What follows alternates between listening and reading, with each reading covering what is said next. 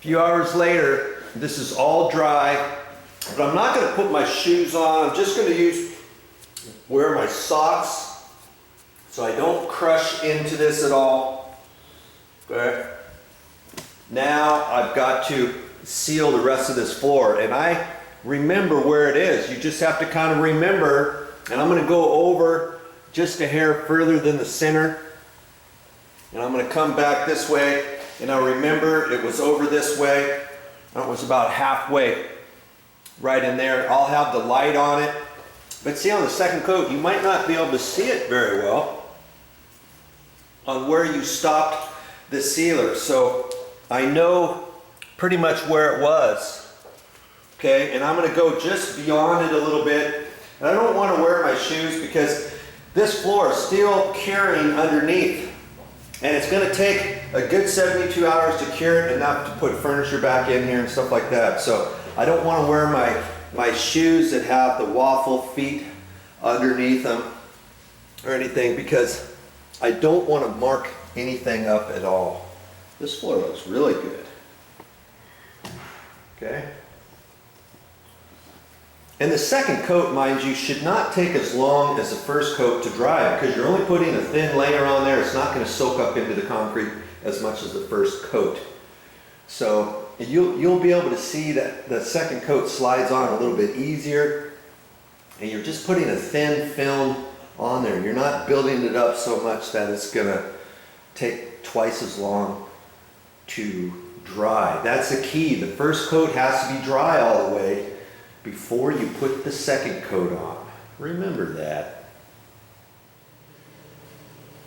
I figured I might as well show you the last little bit of this. I told you I had just my socks on.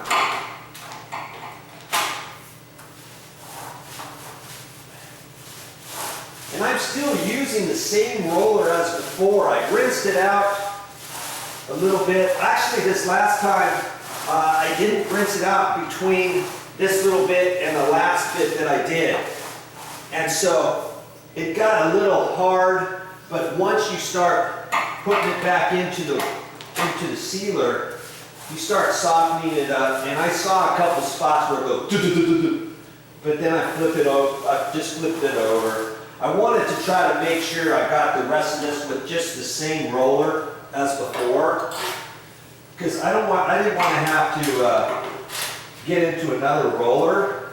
Remember, I was trying to save another $4, $3.50 on that other roller. I didn't have to get into it. This was the old one she had from painting from before, and it's working. After this, I'm going to throw this one away.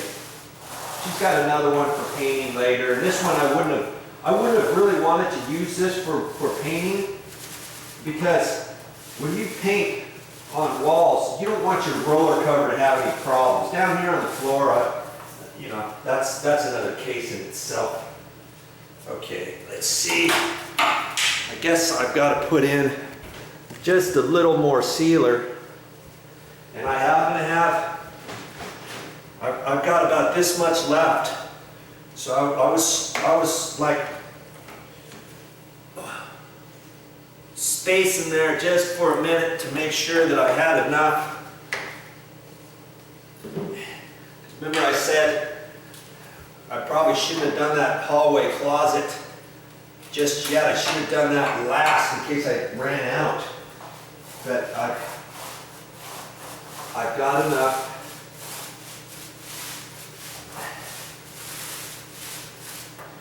And you see, before I came out about this far, and so I'm going to go over just a little bit more. Actually, I probably stopped about right there, but I'm going to go over a little bit further. I could put a piece of masking tape or something on the floor here to see how far I should have gone. But I'm going just a little bit extra, so I know I've got the coverage. I'm beyond center of the hallway. So see, now I'm done. Right now, I'm calling that done.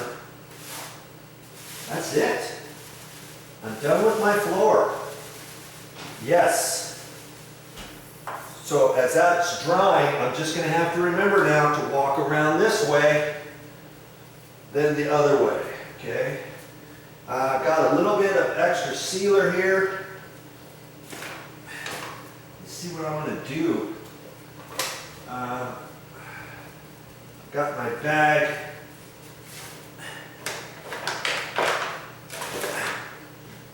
And I've got to dump this back in here.